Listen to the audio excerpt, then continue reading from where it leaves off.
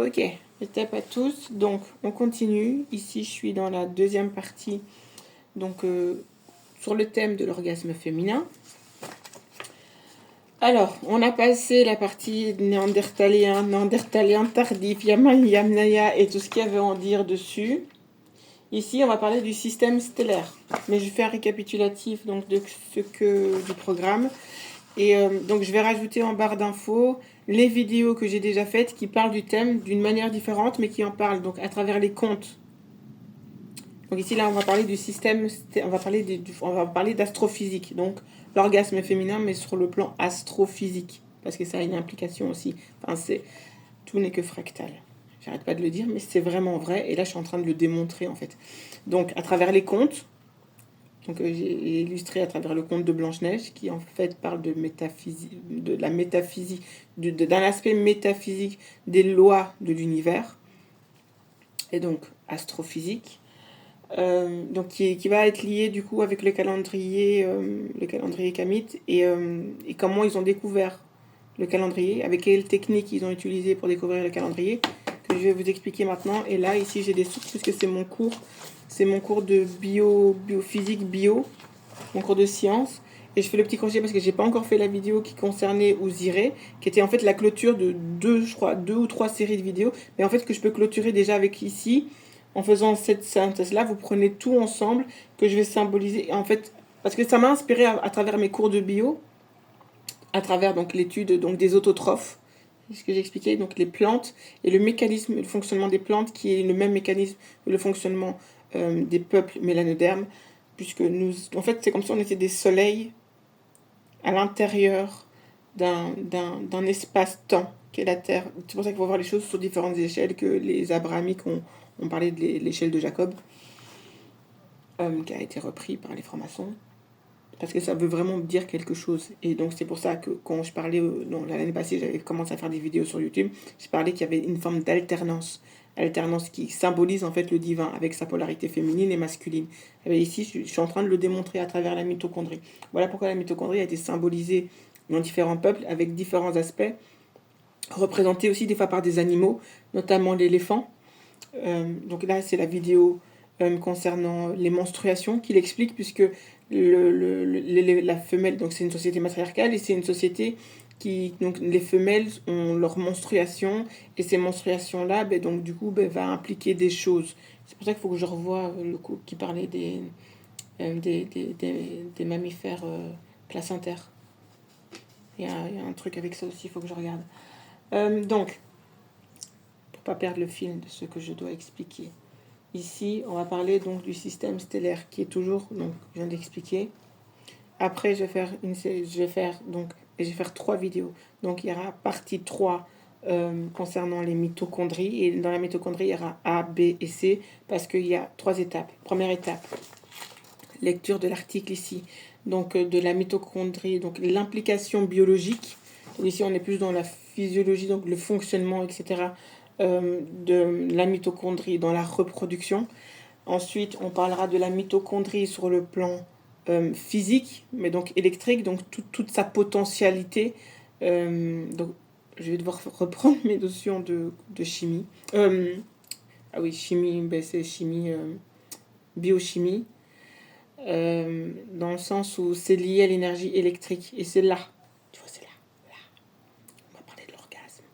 Vraiment, proprement dit, l'orgasme.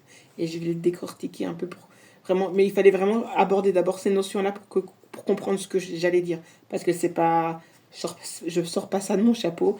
Ce sont d'abord des notions scientifiques. J'en parle et j'insiste pour que la compréhension soit comprise dans le sens où je l'ai expérimenté moi-même. Ça, c'était au début de mes recherches, quand j'ai commencé à étudier la philosophie et tout ça, avec le tantrisme et tout ça. Et donc, ce sont des choses que je maîtrise. Je peux dire ça comme ça. Qui peut, du coup, apporter une autre compréhension et une autre vision de la sexualité. Et donc, du coup, une autre utilisation et surtout apprentissage de la sexualité, qui n'a absolument rien à voir avec le système occidental.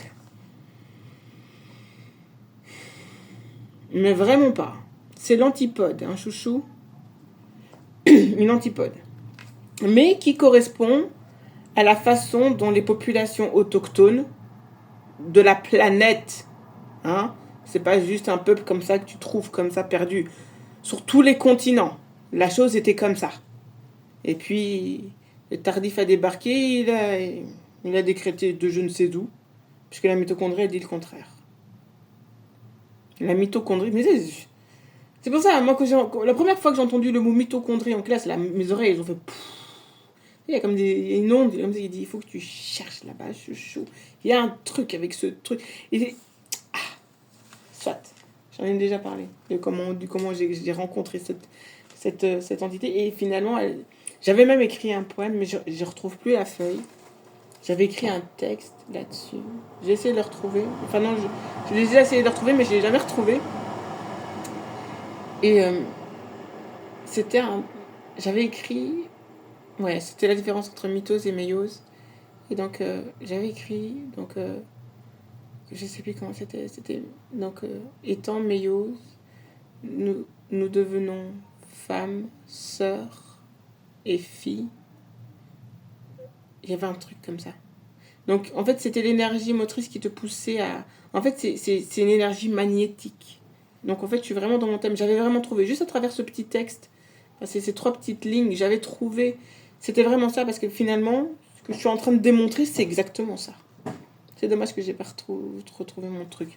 Soit. Donc, la 3e partie, ce sera vraiment basé sur le symbolisme pour faire une synthèse des différents symboles qui ont été utilisés pour la représenter.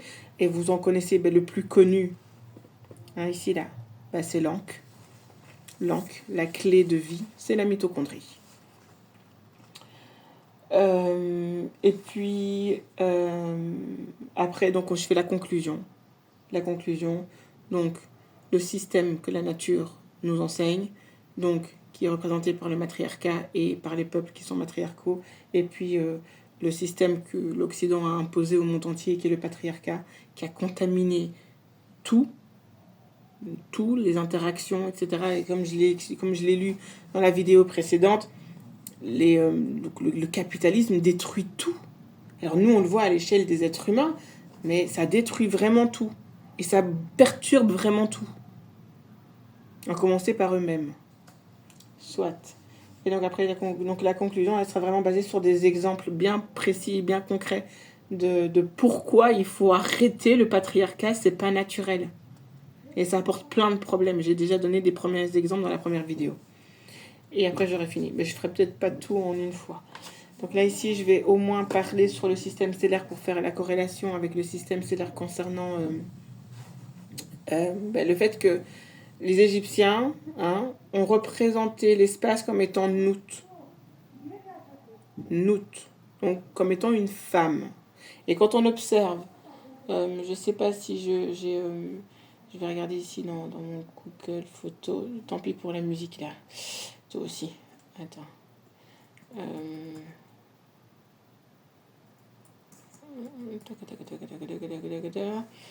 J'ai regardé donc ici j'ai l'album Spiritualité Tagadagada et je vais vous montrer. Donc déjà j'ai déjà montré une première vidéo concernant l'ovogenèse, d'accord. Et ici en fait c'est le truc de Dantera. Ça ici je pourrais l'utiliser parce que ça concerne l'ovule.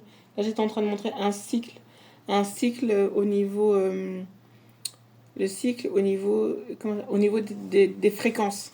Donc le schéma d'une fréquence au niveau d'un cycle enfin voilà, j'ai plein de trucs. J'ai plein de trucs à montrer ici. Mais ça c'est quand je ferai les exercices concernant les mathématiques, parce qu'après il y aura tout l'aspect mathématique de la chose. Donc j'ai déjà commencé à taper des vidéos avec les équations paramétriques, parce que ici en fait, là je vais parler, mais on va parler de ça en fait. On va parler de ça maintenant, des équations paramétriques et tout cet aspect. Et donc ici on est dans les... c'est quoi ça? Ah voilà, ouais, en fait c'est ça. Ça par contre j'ai pas prévu. Parce que là, en fait ça, ce sera mes révisions, les calculs que je vais faire. Je vais vous montrer. Donc ici ça correspond Donc, ça fait partie des équations. Ce sont des équations trigonométriques. Et les équations trigonométriques permettent d'avoir la durée de temps, en fait. Je vais expliquer, vous allez comprendre. Donc voilà, ici ce sont les graphiques qui vont permettre de schématiser ce que va représenter la trigonométrie. C'est pour ça, et c'est ça en fait, je voulais faire un travail de fin d'études pour prouver en fait que les danses traditionnelles, c'était ça hein, le thème au final. J'ai fait une série de vidéos l'année passée qui expliquait le cheminement qui m'a amené à ce thème de travail, et pour prouver en fait que la danse traditionnelle était de la science, mais de la haute science qui renfermait toutes les lois de l'univers, et notamment du coup toutes les lois mathématiques. Et je l'ai fait je l'ai fait le lien entre la trigonométrie, et j'avais expliqué à mon prof de maths mon prof de maths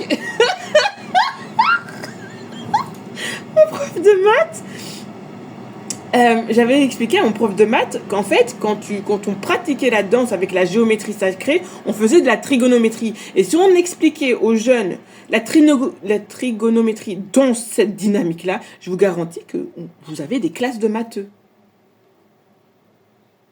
Des vraies classes de matheux. Donc ici, vous avez les termes, là, ici, je les ai plus. C'est des fréquences. Des longueurs d'onde, voilà, c'est ça. Hein. Donc, je crois que c'est ça. D'ici à ici, c'est une longueur d'onde.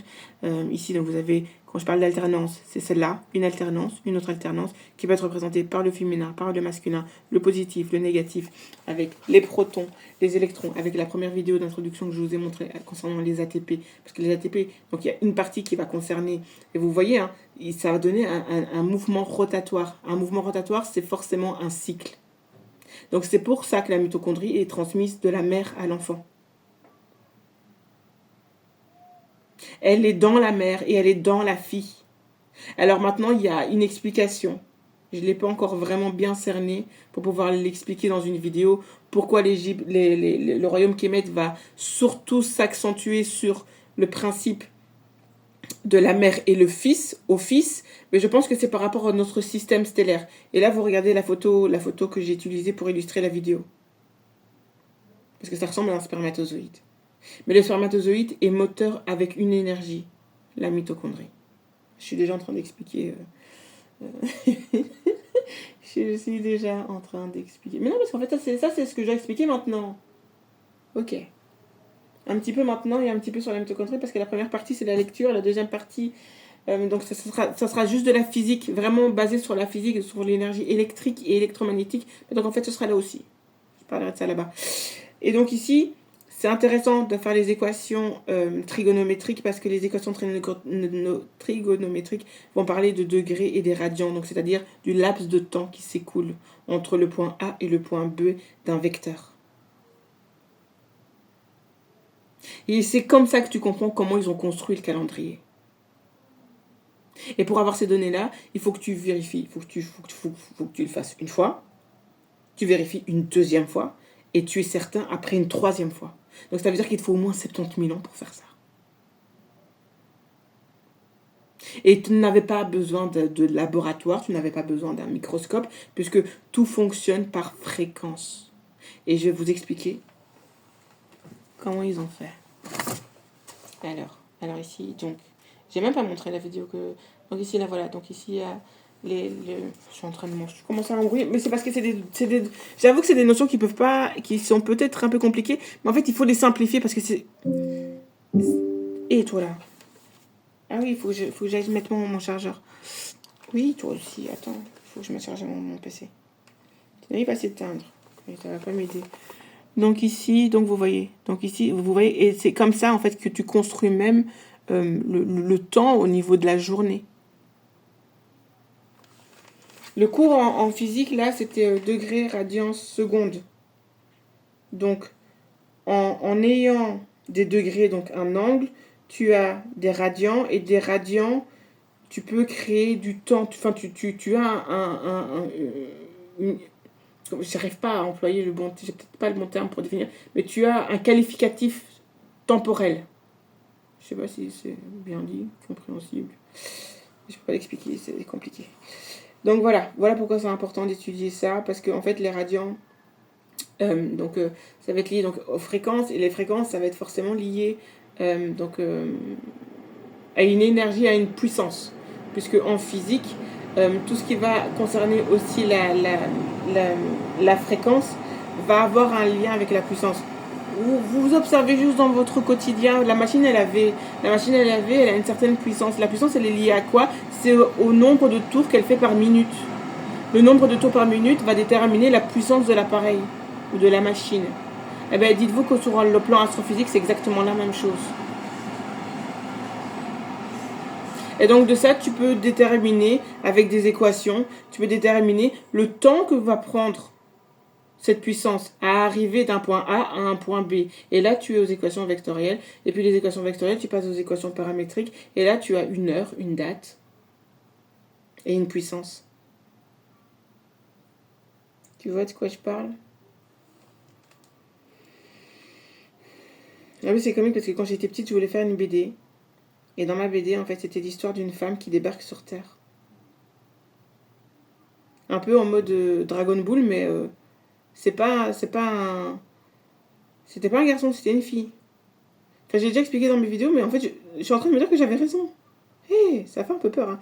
Bah, c'est ça que je voulais montrer. Donc, le temple de Dendera. Alors, même si Dendera a été récupéré par les Ptoléméens. Ah non, oui. Donc, il y a cet aspect-là. Donc, pour représenter Nout. Donc, Nout ici. Et vous voyez que donc il y a le cycle du soleil. Ici, ça représente un cycle qui part de là à là. Et donc, du coup, je viens de l'expliquer. Et donc, voilà. Donc, ça veut dire qu'elle représente la totalité de l'espace. Elle représente la totalité de l'espace. Et c'est pourquoi ici je vais parler de système stellaire, parce qu'ici vous avez deux entités féminines. Donc vous avez la représentation de l'univers. Vous avez trois entités. Vous avez le Soleil, vous avez Nout, vous avez Hathor, et donc ici vous avez le Soleil, qui va être représenté aussi par ses rayons. Et en fait, celle qui va être invisible, c'est celle qui va créer l'ordre. Il y a un ordre. S'il y a un cycle, c'est qu'il y a un ordre. Et l'ordre, c'est la Ma'at qui va permettre l'équilibre de cet ordre. Et donc, ça veut dire que même le Soleil est soumis à ces ordres. Et c'est ce que représente bien l'énergie stellaire qui va être représentée par tout ce qui va être mathématique au niveau maths physique concernant l'énergie du plasma. J'arrive.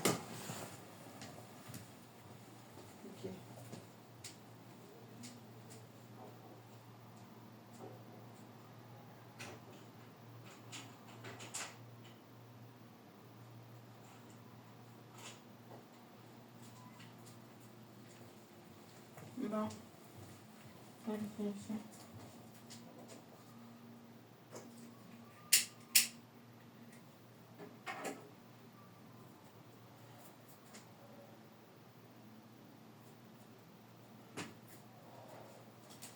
Attends. Une petite pause improvisée.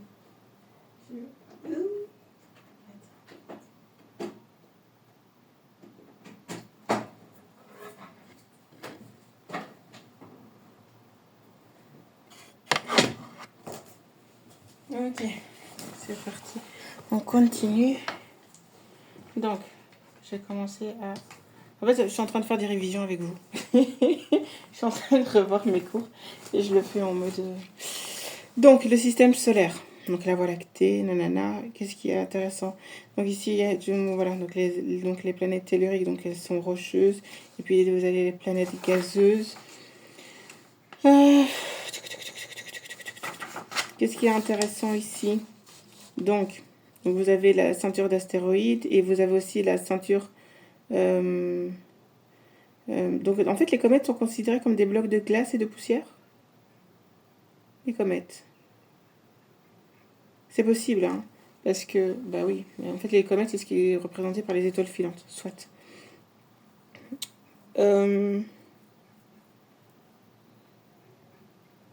Ok, donc ici, il parle en fait de l'énergie, donc de la fusion thermonucléaire.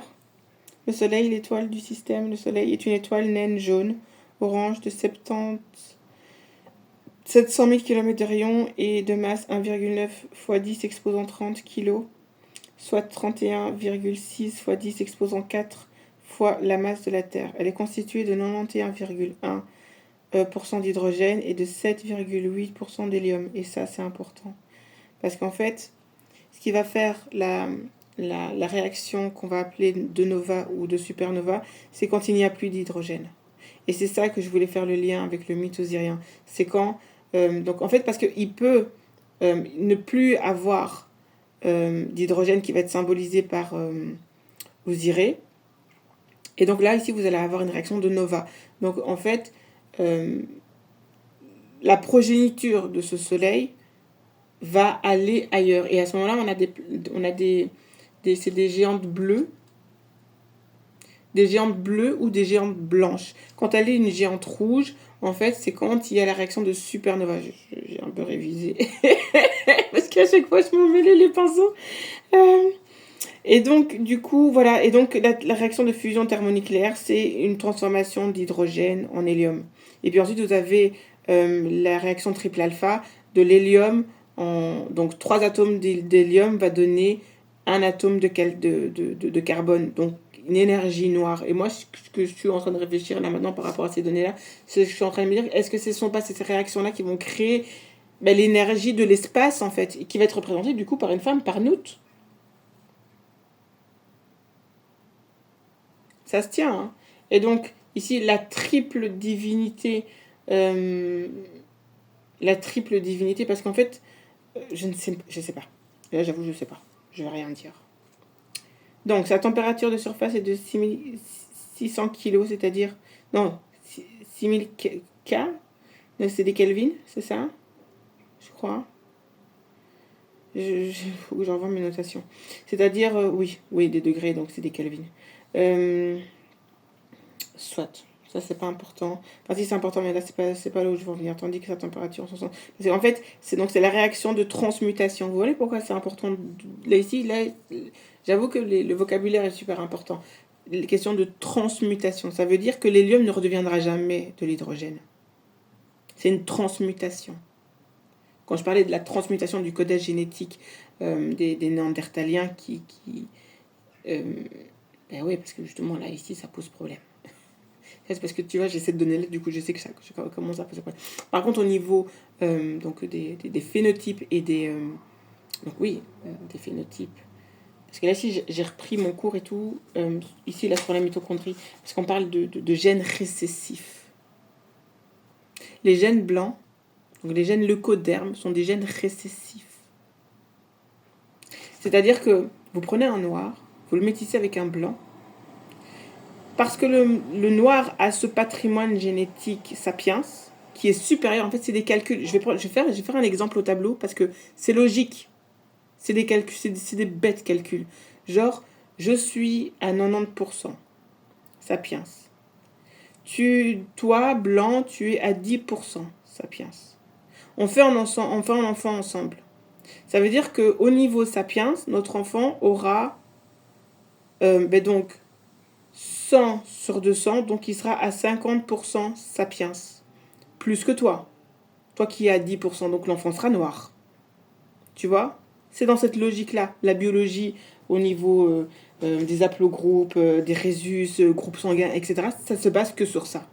Donc n'importe qui peut le faire. Et au niveau des rhésus, ça fonctionne aussi dans ce sens-là. Les phénotypes fonctionnent aussi dans ce sens-là. Et c'est pour ça que l'homme noir aura toujours une supériorité quand il y aura des enfants à naître, puisque son groupe sanguin est dominant, puisque lui, il a 100%. Pourquoi je dis même 90%? Moi, je suis à 100%. Donc ici, on est à du 110 sur 200. Donc ça veut dire qu'on est à du 55%. Donc si on est à plus de 50%, donc si c'est plus de 50%, ça veut dire que l'enfant, il va naître mélanoderme. Parce que c'est la génétique dominante qui prend le dessus pour la survie de l'espèce. Parce que la vie fonctionne toujours de manière évolutive et pas de manière récessive. Donc si elle est de manière récessive, c'est qu'il y a pathologie. Et l'aspect pathologie, en fait, ce sont les gènes néandertaliens. Et apparemment, le Covid l'a prouvé. Parce qu'effectivement, vraiment, ça m'a pas fait grand-chose. Par contre, mon néandertalien à moi, 3 semaines, hein, chouchou. Et il a pas été bien. Et Madame Jacob non plus. Soit. Donc, je continue. J'arrête. Là, je suis en mode... Arrête ça. Donc, la température en son cœur provient des réactions de fusion nucléaire. 4 atomes d'hydrogène fusionnent pour donner un atome d'hélium, ainsi qu'une quantité phénoménale d'énergie. Et donc, ici, j'ai la formule de l'équation. Ça, par contre, c'est la petite précision, elle est sympa. C'est pas un atome d'hydrogène qui devient un atome d'hélium. C'est 4 atomes d'hydrogène. C'est pour ça que le 4... En fait, c'est peut-être l'aspect masculin du 4.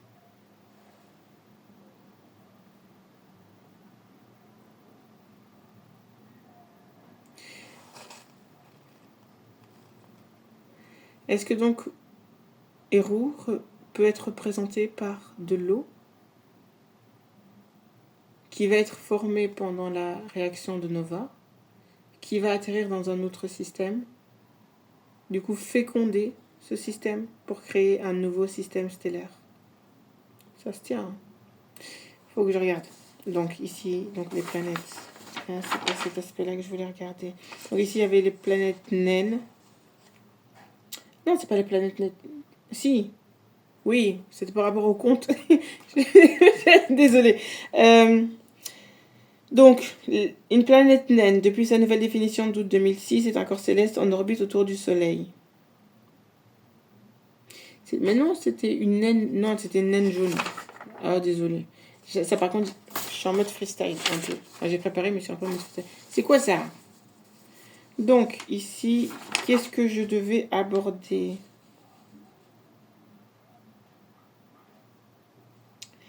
Bon, les conditions, bon, c'est avec l'eau.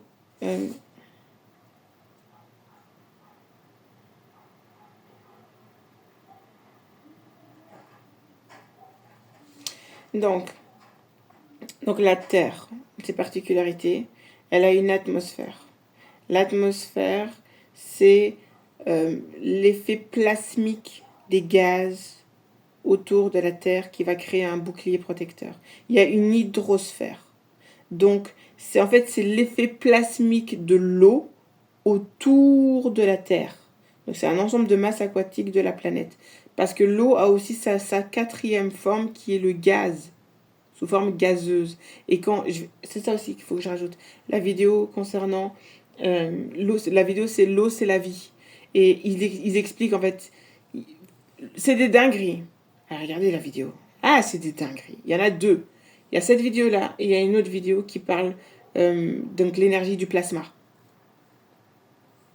Il y a une expérience là qu'ils font dans un laboratoire où ils mettent des quantités de gaz comme ça, et donc dans un espace bien défini où ils vont modifier l'atmosphère, enfin la pression atmosphérique. Je ne sais pas si on parle de pression atmosphérique. Ça apporte un autre nom. C'est une pression quelque chose.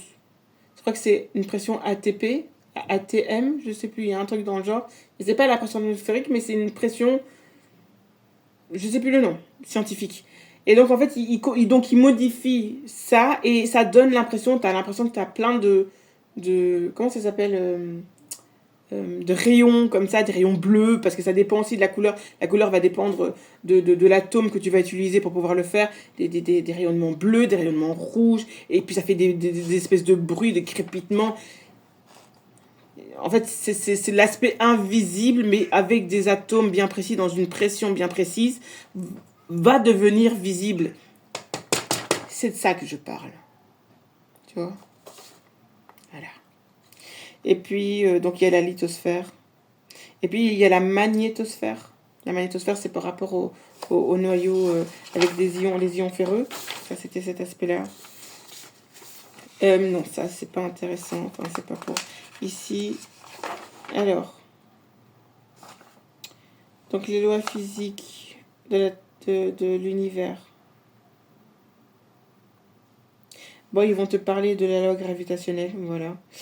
Donc, de manière, les forces physiques fondamentales, les lois gravitationnelles, les forces électromagnétiques, les forces nucléaires électro-fortes et électro-faibles, les constantes universelles, donc les vitesses de la lumière, constantes de Planck, constantes de gravitation. Et donc, il y a aussi l'aspect qu'ils n'abordent pas trop, en fait, c'est l'effet plasmique, le plasma, parce que ça, c'est super important. Et ça, en fait, donc déjà, dans l'illustration, vous l'avez au niveau du système stellaire, il faut dire que la galaxie fonctionne aussi de la même manière.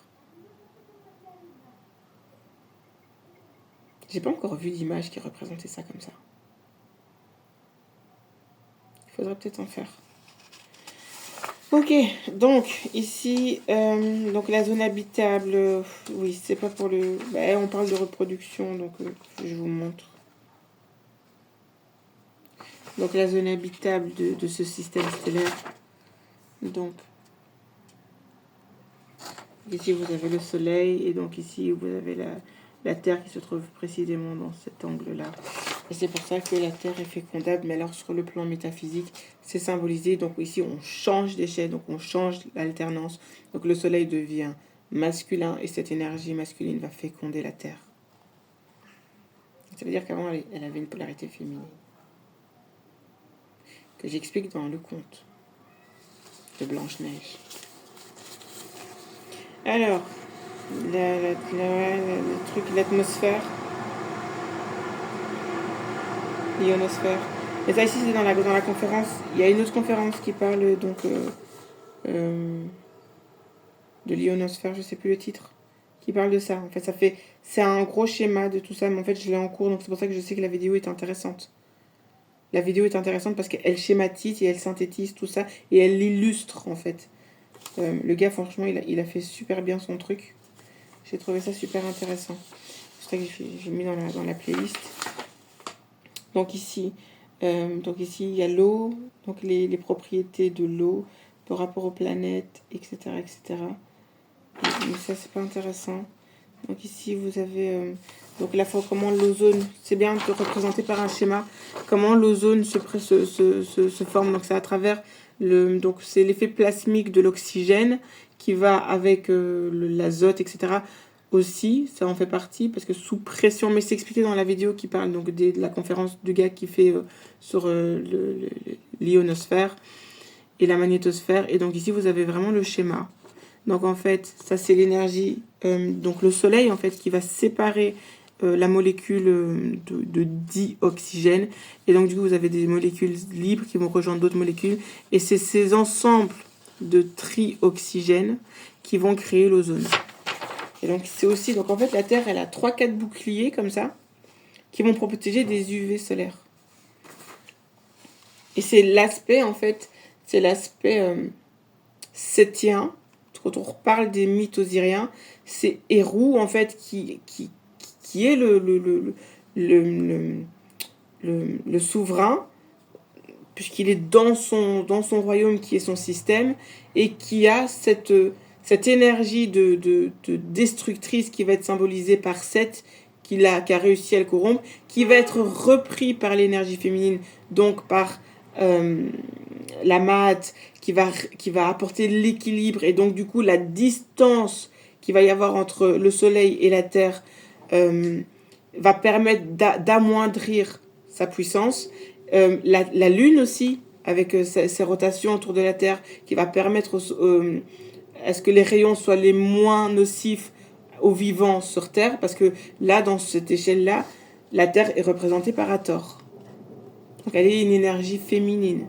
Maintenant, quand on est dans la Terre, on va représenter, donc il y a encore une alternance, on change d'échelle, on change de lunettes de vue, entre guillemets, et donc du coup, le sol, la Terre devient une entité masculine, puisqu'il y a alternance, et le ciel devient la voûte céleste, est représentée par le féminin, et représentée par la vache du ciel.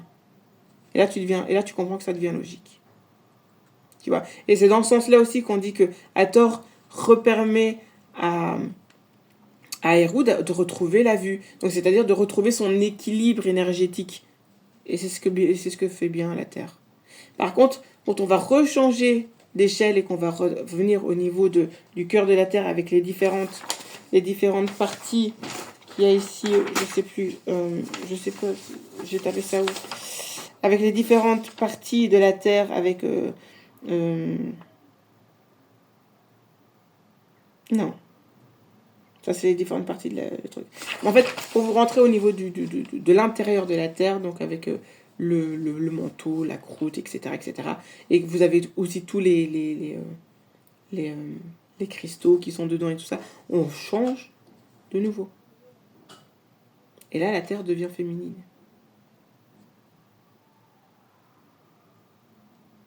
Tu vois.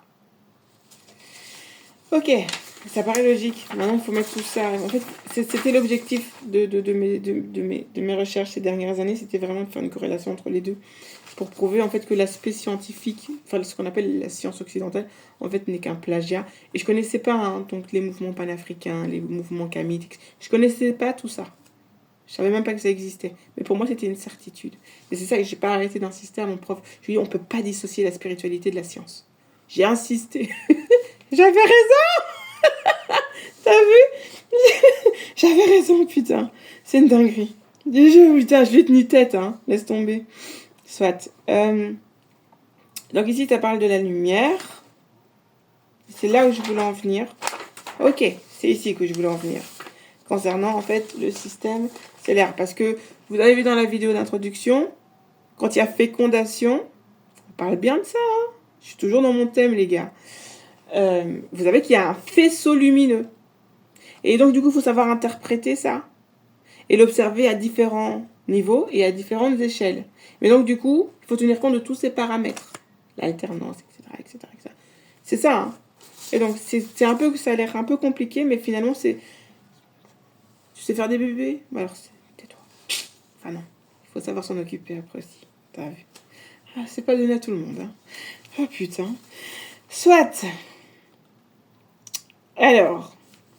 Donc, comme je viens de l'expliquer, donc avec l'équilibre de la maths, vous avez la lumière de la Lune. Donc, il y a la lumière au niveau de la Lune aussi. C'est pour ça aussi alternance, parce que la Lune, des fois, est représentée par le féminin, et des fois, la Lune est représentée par le masculin. En fait, c'est ça, c'est la seule compréhension, c'est la seule logique que j'ai trouvée par rapport à ça, c'est que ça dépend de l'angle d'observation. Parce qu'une fois, la Lune est masculine, et à ce moment-là, ça va être représenté par Khonsu. Et une fois, la Lune est féminine et elle va être représentée par Hathor aussi. Hathor ou Isis, etc. Parce qu'en fait, oui, et c'est aussi représenté dans des temples en Asie. Parce qu'en fait, il y a beaucoup de temples en Asie et d'autres temples qui sont... Parce que j'en ai vu un ici il n'y a pas longtemps, et dans la région. Et en fait, vous avez une représentation tout au sommet, au-dessus, juste en dessous du clocher. Donc, ce qui va servir de base pour le clocher. Donc, c'est comme si tu changeais d'unité, en fait. Il y a des représentations où on voit des yeux comme ça, avec un peu globuleux. Et en fait, ça représente ça. Eux, ils vont le symboliser et le schématiser comme un égrégore qui va représenter une divinité qui empêche de dévier, de sortir du cadre, de sortir de... comment on appelle ça? Et en fait, c'est juste la notion de scientifique des lois gravitationnelles. Et la Lune a cet aspect-là sur la Terre. Donc, c'est une énergie protectrice de la Terre qui permet à la Terre de ne pas sortir de son orbite. Parce que si elle sort de son orbite, tu vois, elle va quitter la zone qu'ils appellent la zone habitable, ici. C'est la Lune qui permet à la Terre de rester ici dans son axe. Voilà. Et il faut tenir compte de tous ces facteurs-là quand tu crées un calendrier. Alors dire que nos ancêtres étaient des primitifs, moi franchement j'y crois plus, mais ça fait des années. Hein. J'y crois plus, c'est pas possible. Attends, t'as tué des gens hein, au nom de ça. Ça va pas ou quoi? Bon. Donc ouais, voilà, les 8 minutes pour parvenir la lumière du soleil. Donc je termine donc par cette phrase-là. Et puis je parle ici parce que ça ici c'est super important. Donc les noms forcément, ce sont des phénomènes naturels où ils se sont octroyés la parentalité. Et donc il y a cet aspect-là. Et puis j'ai fini ça.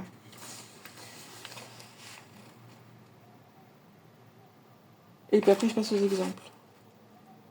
Ok, c'est bon, j'ai fini. Ouais, ok. Donc j'ai une petite lecture et puis après, de toute façon, ça va prendre 1 heure aussi. Parce qu'après, il faut que j'aille faire du sport. D'accord, je commence. Donc, la lumière est l'ensemble des ondes électromagnétiques. Tu vois pourquoi je te dis que c'est important? La vidéo que je t'ai montrée là, sur sur la fécondation, qui a un faisceau lumineux. Ben, l'orgasme, c'est la même chose. Tu vas émettre de la lumière, chouchou. Voilà pourquoi l'énergie de l'orgasme doit être électromagnétique, magnétique. Tu vois ce que je veux dire? Je vais en parler après. Il y a des gens qui ont compris. T'as vu? Et moi, je rigole plus maintenant. Terminé. Donc, la lumière est l'ensemble des ondes électromagnétiques visibles par l'œil humain, c'est-à-dire dont les longueurs d'onde sont comprises entre 380 nanomètres, donc ultraviolet, donc non, les lumières violettes, et 780 nanomètres, qui est l'infrarouge. La lumière est intimement liée à la notion de couleur. Voilà. Donc là, on parle du spectre lumineux. Donc la lumière blanche, visible, qui englobe aussi là. Et il faut savoir aussi que le spectre lumineux est un cercle. C'est un cercle. À chaque fois, vous allez, les scientifiques occidentaux vont vous les représenter comme une languette. Tu vois, ça c'est juste pour noyer le poisson, noyer l'information. C'est un cercle. Et tout ce qui est circulaire fait référence au féminin. Et vous savez comment je l'ai compris? En étudiant la spiritualité des autochtones d'Australie. Puisque la déesse arc-en-ciel, c'est un code. Faut pas l'imaginer une femme comme ça, là, avec sa robe tout ondulée. Non, c'est un code. On parle du spectre lumineux. Parce que le spectre lumineux, dans le spectre électromagnétique, va être représenté donc avec toutes les couleurs de l'arc-en-ciel. D'où la déesse arc-en-ciel. Tu vois? C'était un code. Mais ces gens étaient des primitifs, hein. Chouchou. J'ai fait la vidéo là sur l'Australie là. Je vais pas m'énerver là-dessus là, sinon je vais dévier. Alors, de manière générale, une onde est caractérisée par sa longueur d'onde et sa phase. La longueur d'onde correspond à la couleur de la lumière. Ainsi, une lumière constituée d'ondes de la même longueur d'onde est dite monochromatique. Si en plus toutes les ondes ont la même phase, alors la lumière est cohérente. C'est ce qui se passe dans un laser. Et c'est pour ça que c'est important, ce que je vais expliquer. Parce qu'en fait, c'est directement lié au calendrier kamite. Voilà comment ils ont créé le calendrier. C'est parce qu'ils avaient ces compréhensions-là.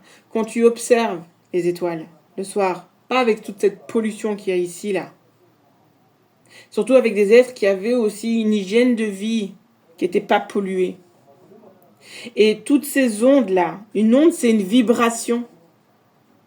Si toi, tu n'es pas pollué, que ton environnement n'est pas pollué, ces ondes, tu les ressens.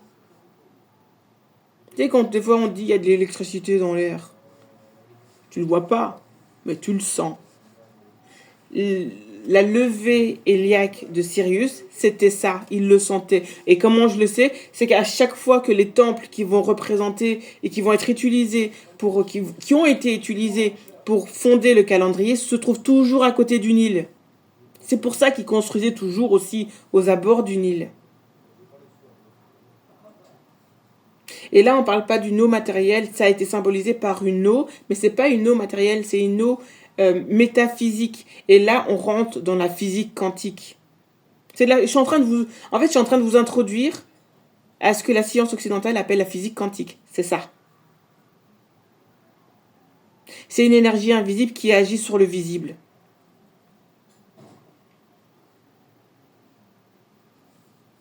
Et qui apporte aussi une certaine chaleur, parce que la notion d'infrarouge, c'est pas anodin. L'infrarouge, en fait, c'est le signe qu'il y a une énergie plasmique. Parce que l'énergie plasmique apporte des informations, puisque c'est un courant d'informations. En fait, c'est comme si c'était une autoroute. Le plasma, c'est comme si tu avais un ensemble d'autoroutes avec des chemins bien précis. Du coup, des informations passent du point A au point B à la vitesse de la lumière, plus rapide que la vitesse de la lumière. puisqu'ils émettent instantanément l'un et l'autre au même moment. Donc c'est comme si là, moi ici, je te parle, mais c'est comme si j'étais dans ton salon en train de discuter avec toi. Tu vois, ce serait sympa.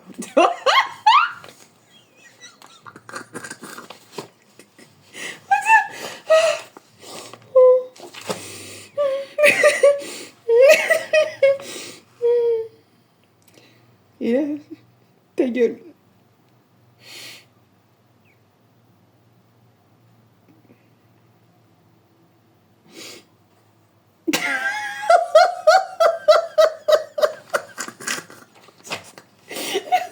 Ah putain, faut que j'essaye. Il faut que j'essaye la quantique. Non, je rigole. Ah putain. Chut, un peu de sérieux. Je vais avoir du mal à me... Attends.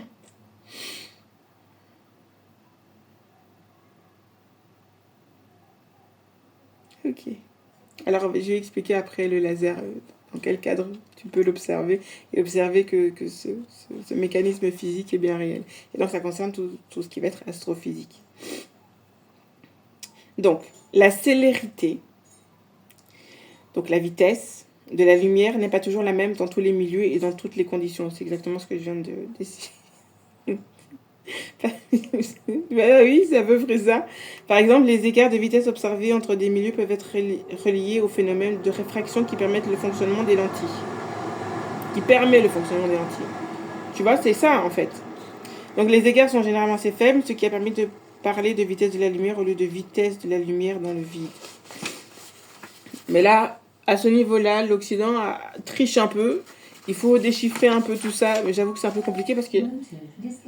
Tais-toi toi aussi. Ils ont tendance un petit peu à emmêler les pinceaux et à rendre l'information supra compliquée pour donner l'impression qu'elle est supra intelligente alors qu'en fait ils sont juste en train de faire du... Donc, il y a la propagation de la lumière. Donc là ici ce sont les différentes réactions physiques donc de la propagation, parce que la lumière c'est de l'information. Tu vois. Donc, dans un milieu homogène et isotope, l'onde électromagnétique se propage en ligne droite, rectiligne. C'est pour ça que je parle d'équation vectorielle. C'est-à-dire que vous avez un point A, un point B, et vous faites vos équations. Et les équations paramétriques sont basées sur un vecteur aussi. Donc, une ligne droite. Tu vois que ça se tient. Je sais de quoi je parle. C'est juste que j'ai pas forcément les bons termes pour exprimer ce que je veux dire, mais je sais de quoi je parle. C'est vraiment ça. Et j'ai vraiment bien compris, mais c'est juste très compliqué parce que dans le vocabulaire occidental, comme je viens de le dire, c'est dit de manière extrêmement compliquée pour que les gens ne comprennent pas et que du coup, ceux qui en parlent paraissent intelligents, même si des fois ils racontent des conneries. Et d'un autre côté, il y a tout le paradigme traditionnel africain qui l'ont exprimé. Et en fait, la source, c'est eux. Le monde occidental a été puisé chez eux. Et plus encore chez eux. Il y a des doctorants qui vont dans les villages en Afrique préciser ces recherches-là. Parce qu'eux, ils n'ont pas très bien compris. Et en fait, moi, je le dis, ça fait des années, avant de connaître le panafricanisme, avant de connaître les kémites, les mouvements kémites, avant tout ça, j'étais déjà certaine, je l'ai dans un de mes carnets. Donc j'ai même la preuve de ce que j'avance, donc ça fait au moins 10 ans que je le dis, le monde quantique, ce que le monde occidental, la science occidentale appelle le monde quantique, est un univers qui leur est interdit. Pourquoi ? Mais parce qu'ils sont ce qu'ils sont. Il faut avoir une âme, il faut avoir un cœur. Enfin, peut-être pas une âme, je parle, c'est peut-être un peu exagéré, mais dans le sens où c'est l'énergie de ton cœur et de tes intentions qui va définir si tu peux y avoir accès ou pas. Et le monde scientifique occidental n'est pas basé pour l'évolution de la vie. Donc juste pour ça, tu rentres pas. C'est clair. C'est pour ça qu'ils ont besoin de prendre des gens passionnés, des petits scientifiques passionnés, parce que eux, ils ont une bonne intention. Le problème, c'est que tu as quand même été biberonné dans un système qui est contre la vie. Le capitalisme est contre la vie. Et la nature, quand elle t'a en grippe, elle te loupe pas. C'est des lois. Tu peux faire comme si, genre, tu tu y échappes, tu n'es pas condamné, tu n'as pas été au tribunal. Ben si, si. Le simple fait que finalement, en 9000 ans d'observation, tu n'as pas évolué, c'est une condamnation, chouchou. C'est une condamnation. Qu'est-ce qui a fait que la vie ne te permet pas d'évoluer alors que la vie est évolutive?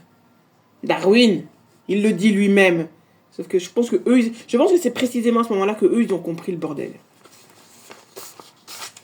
Je pense que c'est vraiment à ce moment-là qu'ils ont compris le bordel. Parce que du coup, ce mécanisme-là, ils l'ont utilisé dans leur société. On appelle le darwinisme social. Donc ça veut dire qu'ils avaient compris. Ça les a pas empêchés de déporter des gens. Hein. C'est pour ça que c'est criminel, chouchou. Pour moi, ils étaient conscients de ça. Et même quand ils n'étaient pas conscients, ils l'étaient quand même. Parce que le simple fait d'aller choper des gamines, donc ça veut dire qu'ils avaient un minimum d'intellect, d'intelligence. Moi, je fais un enfant avec ma cousine, la néandertalienne. L'enfant, il ne survit pas. Je vais aller choper une sapiens. L'enfant, il survit. Réfléchis 2 secondes quand même, un petit peu, tu vois.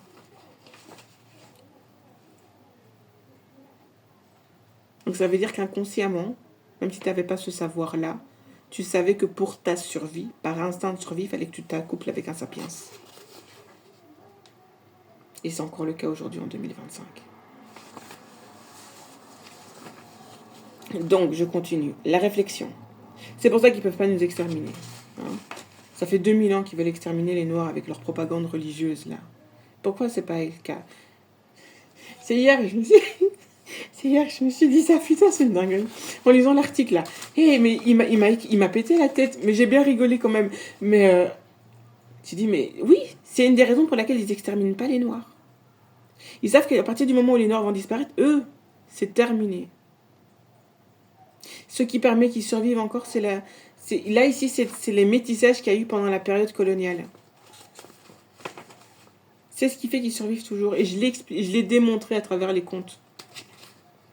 Les codages qu'ils mettent dans les contes pour justement éviter que les gens de la communauté mélanoderme se mélangent avec eux. Avec le problème des marâtres et avec le problème du fait que les femmes Yamnaya viennent choper les hommes. Et elles font comment encore aujourd'hui? Elles prennent les phénotypes des femmes noires. Et puis après, tu as la propagande médiatique. Hein? Bah oui. On s'est injecté dans les lèvres, mais des lèvres de femmes noires, c'est moche, c'est vulgaire. Mais les lèvres de femmes blanches, c'est beau. Les bébés, là, c'est quoi ça?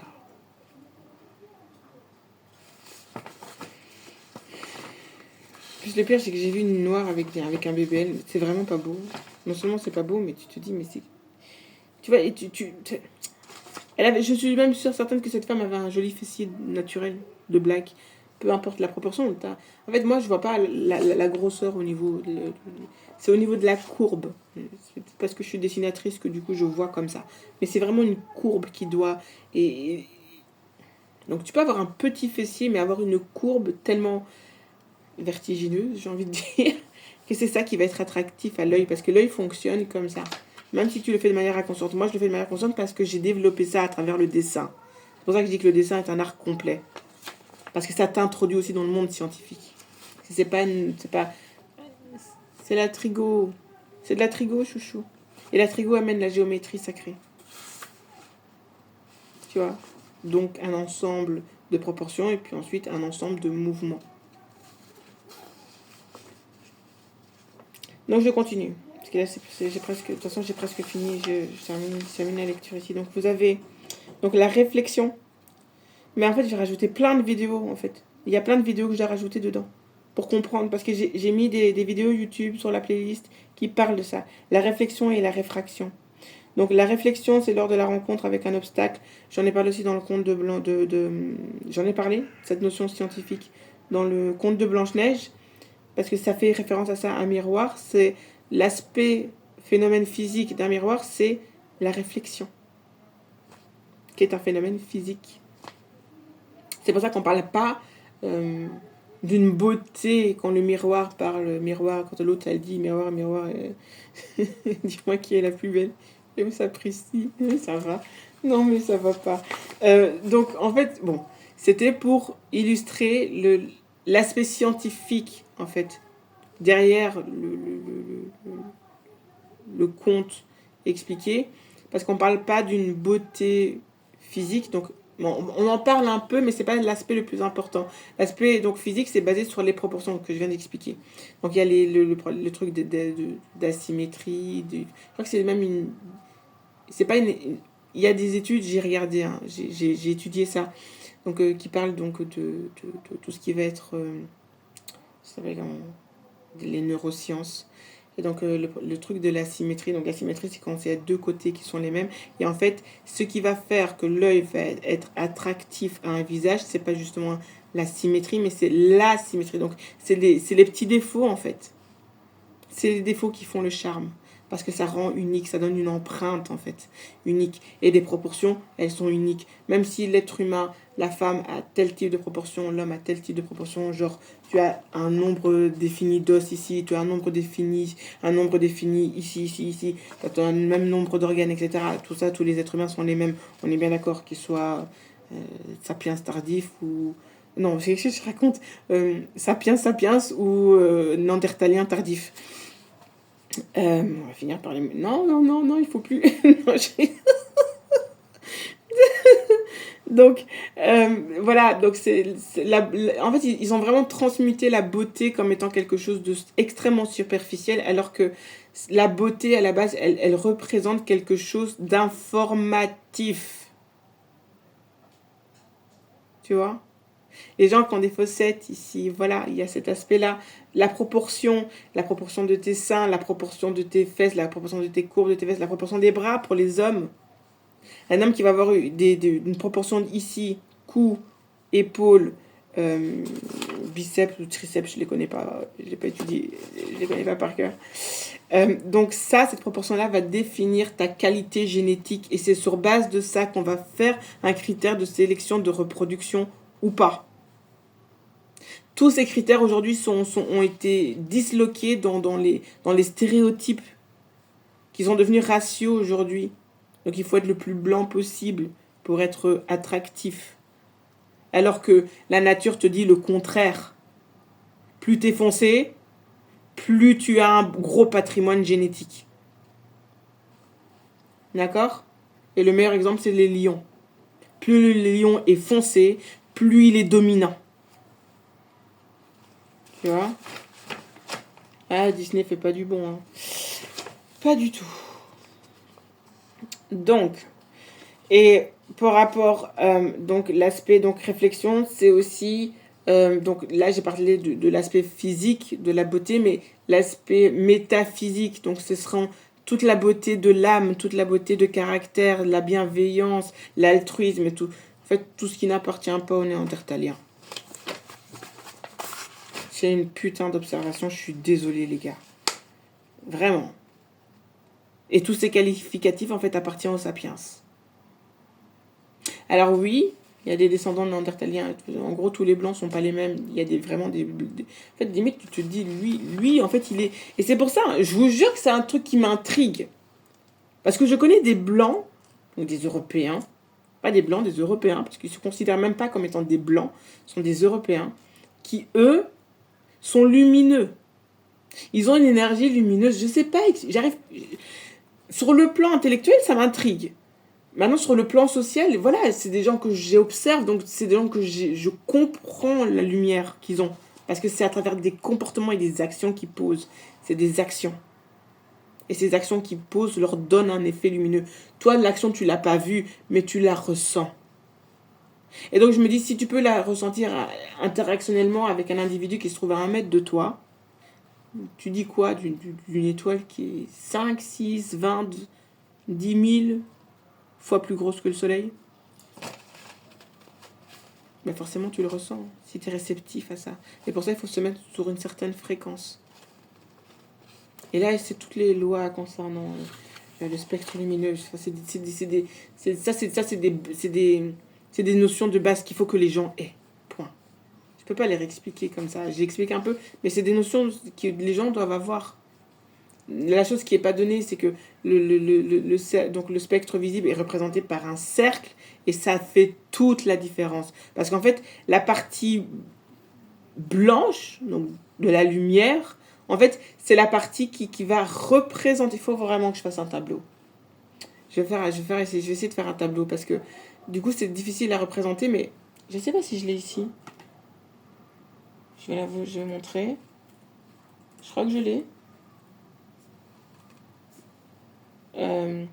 La partie blanche, en fait, c'est la partie qui va... ben, en fait, le blanc rejette la lumière. Donc, il n'y a pas d'absorption. Et attends, je crois que je l'ai.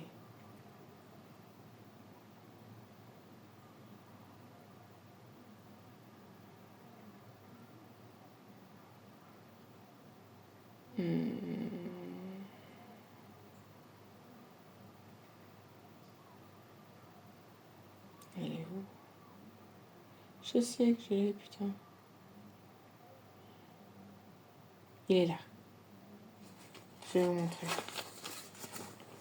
Tant qu'à faire, puisqu'on parle du système stellaire. Voilà.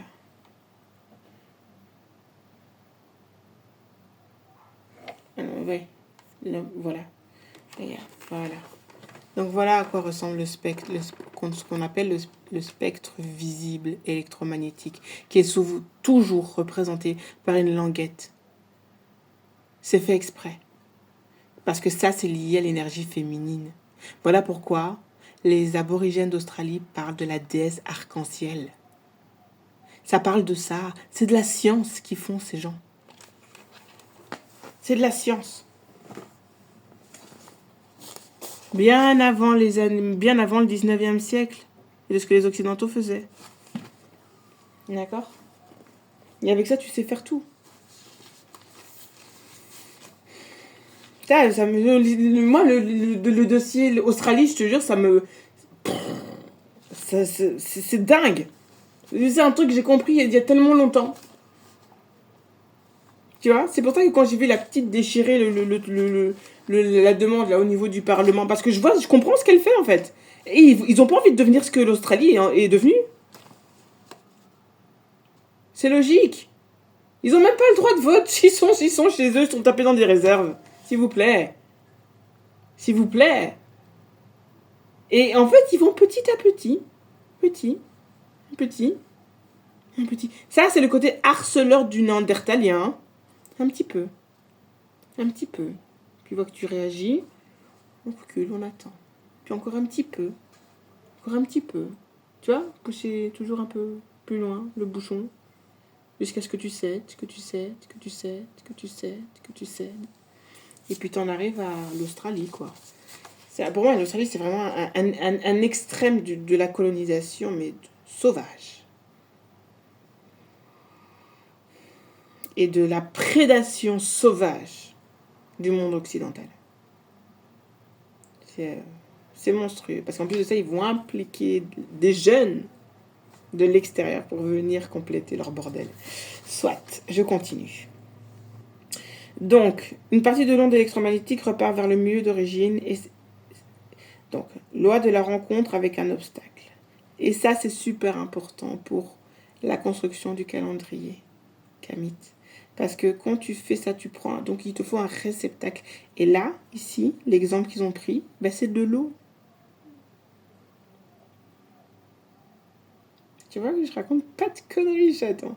Donc, lors de la rencontre avec un obstacle. Donc ici, là, ça va être H2O. Une partie de l'onde électromagnétique repart vers le milieu d'origine. C'est la réflexion. Le cas le plus connu de la réflexion est le miroir, mais celle-ci concerne également les rayons X, donc les miroirs à rayons X, et les ondes radio. Réflexion sur l'ionosphère des ondes mégahertziennes, antenne parabolique, réflexion sur la Lune, etc. Donc ici, il y a le petit schéma. Donc ici, vous avez l'énergie au niveau de l'eau. Je ne sais pas si vous voyez bien là. Ici, vous avez un milieu d'eau. Donc les trucs vont réfléchir sur le truc. Et là, ici aussi, vous avez de l'eau. Donc ça ici. Et donc ici, vous avez le schéma sur le plan mathématique. Donc avec les angles. Et donc l'angle ici va permettre de faire un calcul qu'on appelle les équations trigonométriques. Voilà. Donc la réfraction. Et donc après, vous avez l'exemple de la réfraction. Donc lors d'un changement de milieu de propagation, si le second milieu est transparent pour l'onde, celle-ci se propage dans le second milieu avec une direction différente. Cela concerne la lumière, lentille optique, mirage, mais aussi les ondes radio. Réfraction des ondes décamétriques et dans l'ionosphère.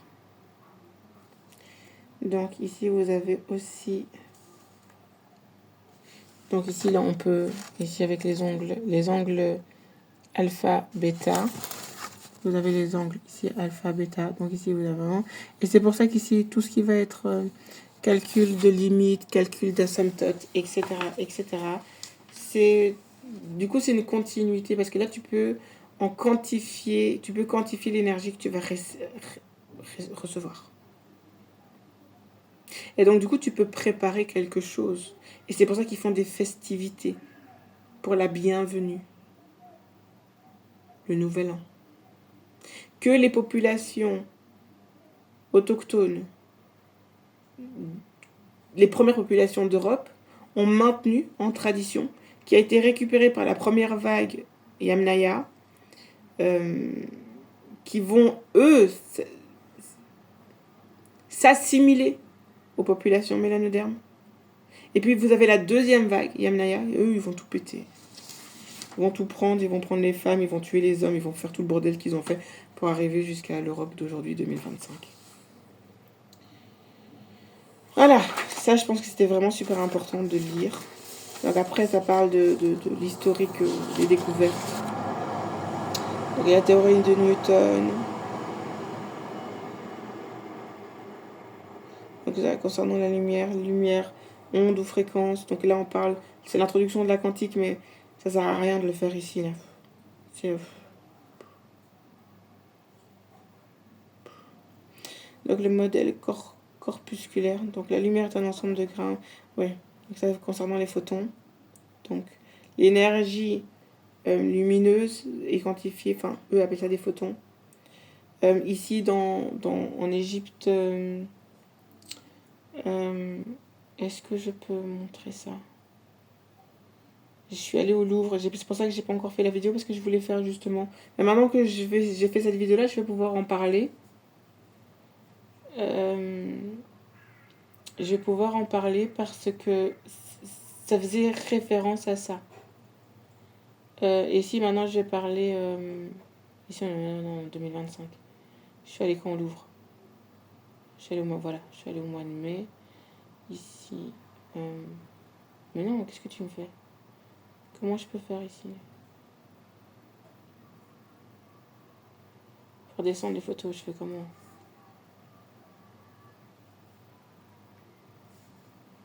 Et donc là, ici, il y avait beaucoup d'artefacts concernant le paléolithique, c'est ça. Donc toute la période préhistorique, mais donc du coup, ça concerne pas... Ça vient d'Afrique, hein, donc ça concerne pas les Néandertaliens. Au moins, comme ça, c'est clair. J'ai vu une palette. Et donc du coup, il faut que je regarde, j'ai même pas terminé de traduire la minette. Mais en fait, j'ai repris des photos parce que je voyais pas bien. J'ai essayé de déchiffrer, mais je vous avoue que c'est compliqué. J'ai pas arrêté, hein. Mais donc voilà, je suis en train d'apprendre les médunétaires. C'est compliqué, j'ai pas encore pris le temps de revenir dessus. Parce que là, je suis en mode révision, comme je viens de vous dire. Je peux pas faire tout en même temps. Et donc du coup, par rapport à ça, donc le modèle corpusculaire, j'ai un exemple d'une palette d'Égypte. Et donc ici... Et je sais qu'il y en a d'autres parce que j'ai toujours pas retrouvé la vidéo de la conférence d'une femme européenne qui expliquait qu'en fait tout le monde quantique, tout ce qui va représenter le monde quantique et la physique, l'astronomie, n'appartient pas au patrimoine intellectuel européen. Et c'est une européenne qui le dit. Hein. C'est pour ça que la vidéo elle est terrible. Je ne l'ai pas retrouvée. J'ai pas vraiment beaucoup cherché non plus. Mais j'aimerais bien retrouver cette vidéo parce qu'en fait elle expliquait en fait que ces gens maîtrisaient l'astronomie, mais voilà, d'où le fait qu'ils avaient construit des calendriers. Je ne retrouve pas l'image, maman. Il y en a beaucoup. Hein. C'est,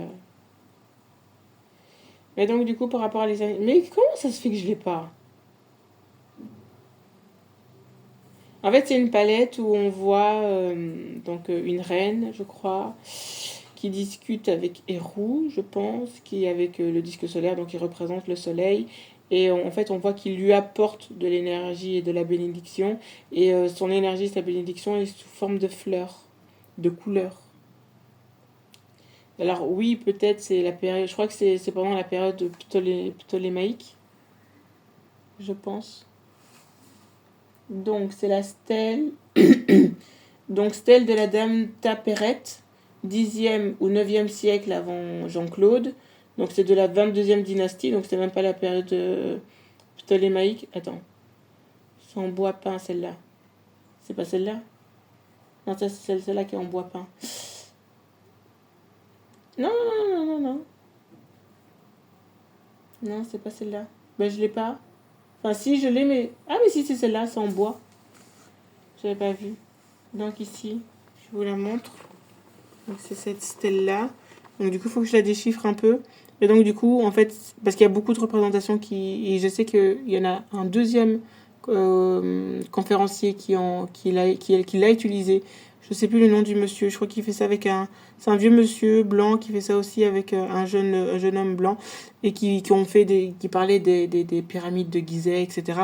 Et donc ils avaient utilisé aussi une autre stèle, mais c'est peut-être la même en fait, mais pour représenter que les Égyptiens maîtrisaient donc toutes ces notions de diffraction, réfraction au niveau de l'énergie. Parce que moi, pour moi, c'est scientifique, donc c'est limite pas discutable. C'est ce qui permet de construire les calendriers. Parce que tu construis un calendrier pour faire quoi? Il faut quand même que tu aies un objectif. Et l'objectif, c'était ça. Parce que c'est de l'énergie que tu peux conserver. Et là, qui fait la différence avec le monde scientifique occidental, c'est que cette énergie qui est de l'énergie thermonucléaire, c'est la résultante d'une énergie thermonucléaire. Donc aujourd'hui, le monde scientifique occidental n'arrive pas à contenir cette énergie. Ils n'ont aucun support pour pouvoir la contenir, ni même la reproduire. C'est pour ça qu'ils font des associations de chercheurs entre la France, la Suisse. Ils ont tout un long parcours comme ça où ils essaient de reproduire le Big Bang. C'est pour ça. Hein. C'est pour faire ça.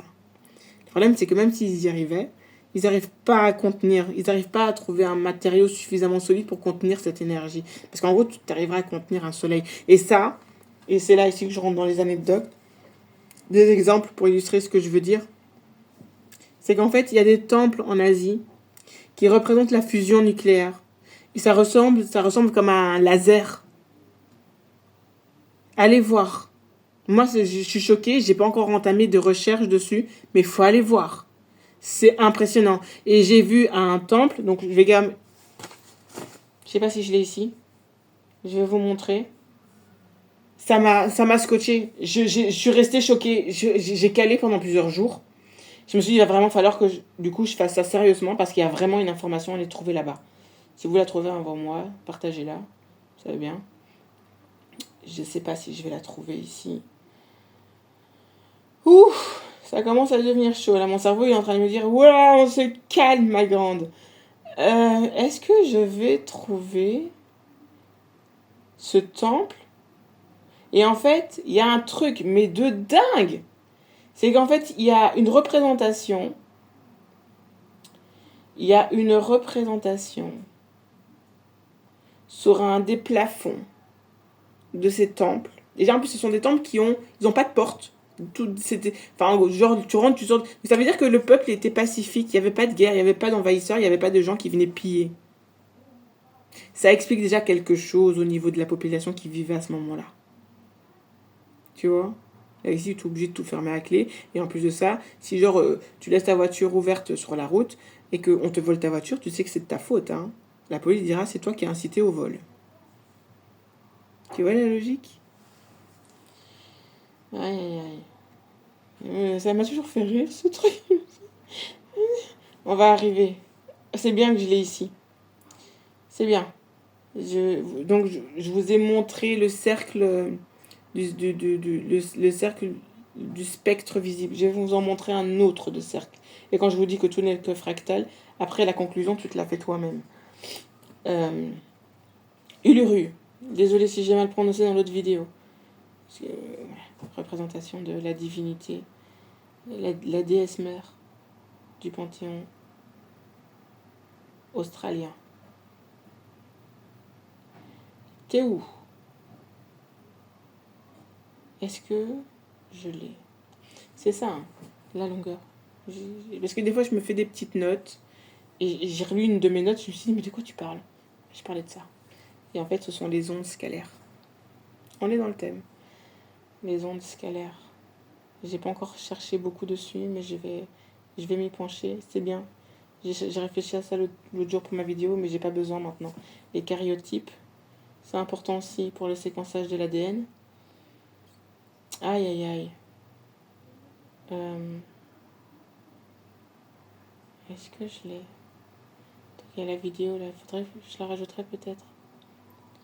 Pour la partie de la mitochondrie, mais sur le plan spirituel, métaphysique, je ne la trouve pas. On va y arriver. On va y arriver. Non, ça c'était pour le truc, la flore intestinale.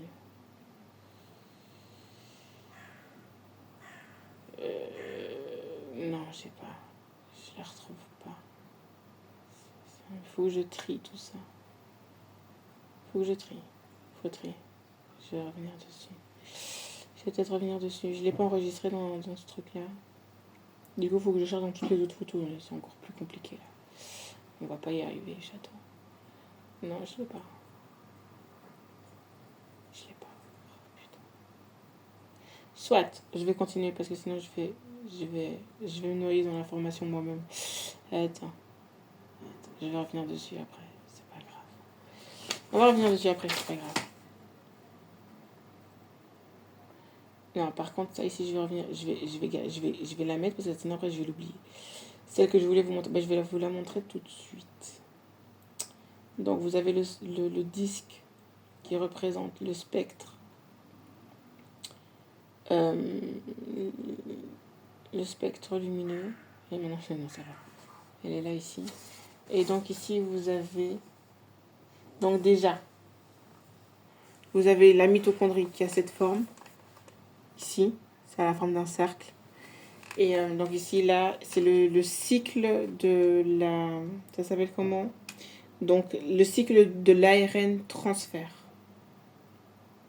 Donc en fait, la mitochondrie va permettre à la cellule d'utiliser, et c'est là qu'on parle de l'ADN ribosomique, de pouvoir dupliquer l'ARN transfert, qui a aussi la forme d'un cercle, pour pouvoir dupliquer la cellule pour une mitose ou pour une méiose. Donc elle a tout le patrimoine, donc la mitochondrie a tout le patrimoine génétique. Je ne sais pas si je peux dire ça, de l'ADN nucléaire. Je ne sais pas, je ne vais pas dire de bêtises.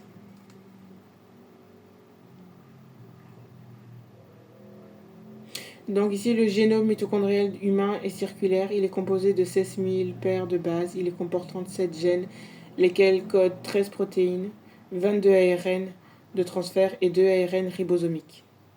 Les gènes sont dispersés les uns à la suite des autres et ne sont séparés que par de courtes régions non codantes.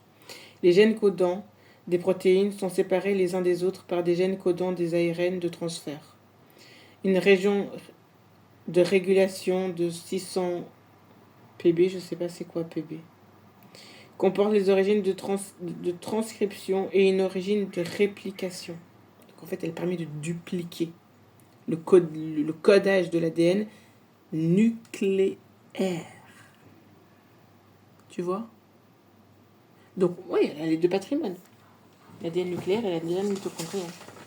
Bon, je ne sais plus sur quoi, mais bon, ça vient, c'est la définition de l'ADN mitochondrial sur Wikipédia, pour aller voir. Donc ici, le gros corpuscule, on passe. Donc le modèle ondulatoire, donc ça ici, hein, Maxwell. J'aimais bien.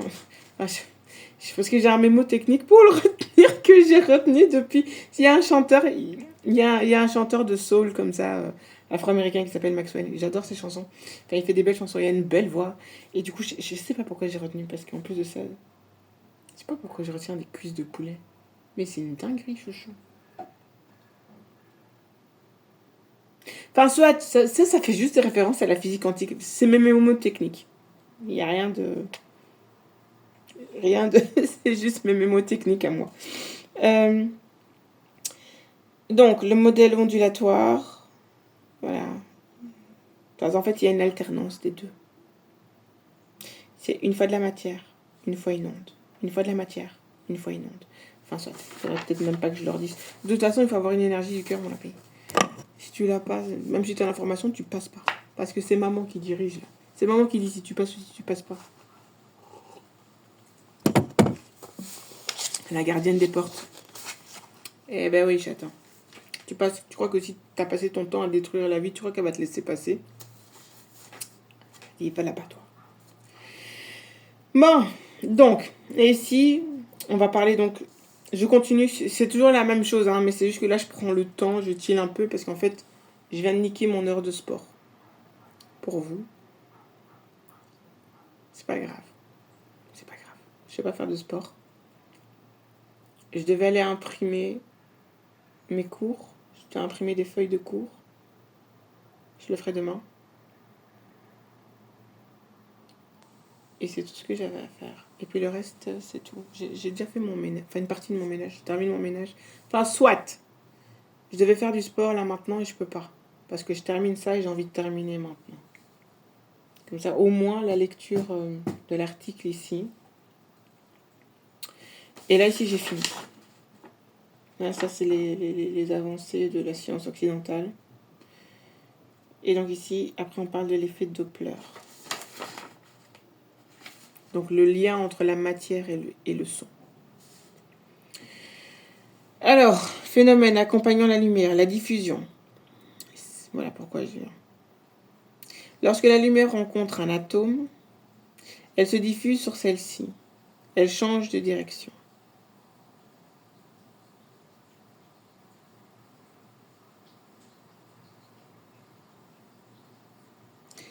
Ok, je viens de comprendre.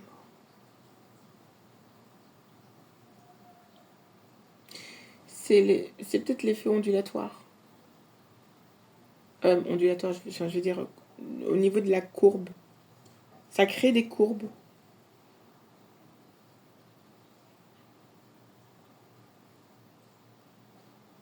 Je vous montre la représentation. Vous voyez, donc la lumière arrive là. Et puis après, la diffusion. Diffusion, bah oui, en plus le pire, c'est que je viens de l'expliquer. Avec la diffusion et la diffraction. Il y a une vidéo.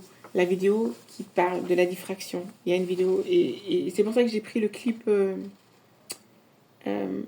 Jennifer Lopez. Vous voyez, Ready for Tonight. Ça, je préfère la version espagnole.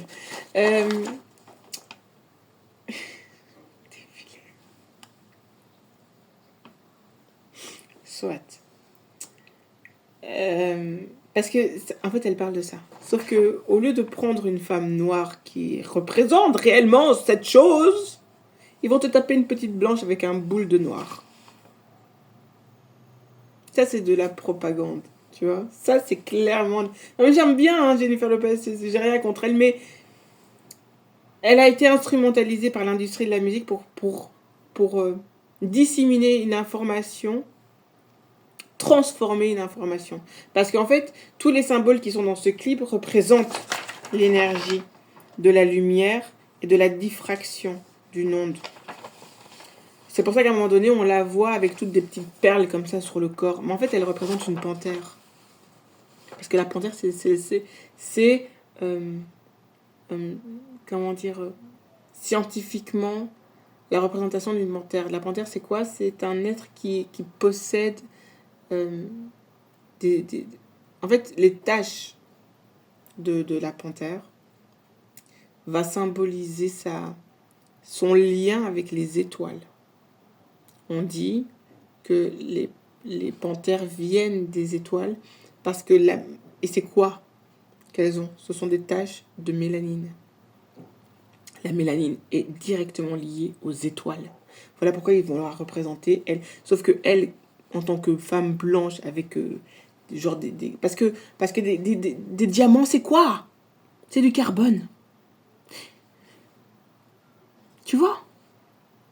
Et quand il y a un moment donné, genre c'est l'an 2000 et tout, à un moment donné, ils ont des lasers et l'effet de laser, c'est tu prends des cristaux, donc rencontre un atome. Par exemple, vous avez un atome, par exemple, en fait, un diamant, c'est que du carbone. Tu vois? C'est un atome, c'est un ensemble d'atomes de carbone. Vous avez de l'or, et là, tu fais le lien avec le calendrier Camille, s'il te plaît. Vous avez de l'or, où vous avez des pierres précieuses qui vont avoir une structure atomique spatiale. C'est quoi le terme? Ah, le système cristallin, il m'emmerde. Oh putain. C'est le réseau de Bravais, le système cristallin, et c'est de ça que ça parle en fait. Ça a un lien en fait. Et donc du coup, parce que tu peux, et ça a même voir avec le monde numérique, parce que dans ton PC là, quand les informations se diffusent, c'est pour ça que tu as t'as des particules d'or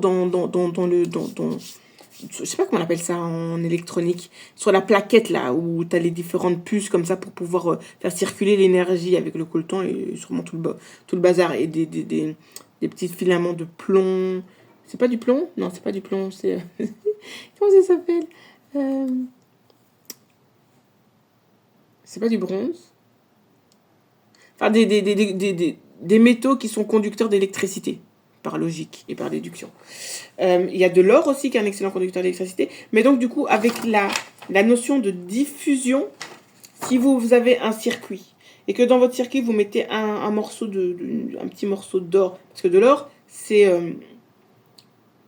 un atome, mais quand il est sous forme de pépite, genre de petites particules comme ça, enfin, peut-être le mot particule est peut-être pas bon, parce que là, dans ce domaine, ça peut être confusant.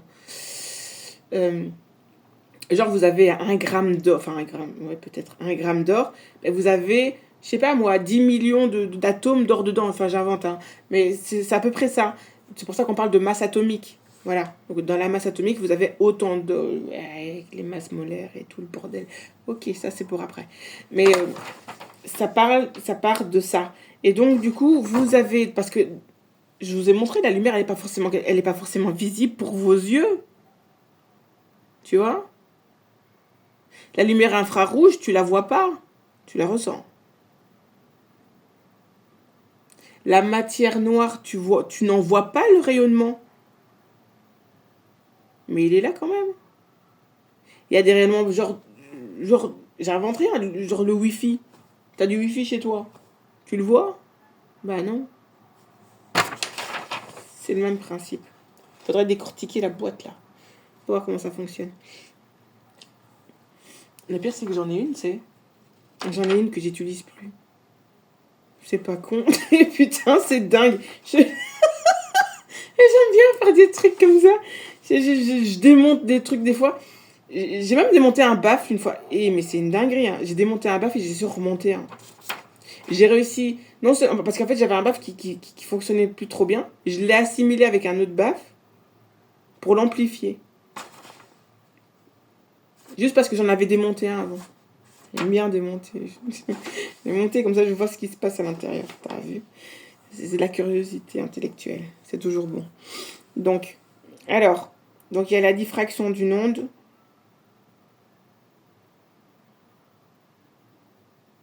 Onde incidente, onde diffractée. Ok, je vois.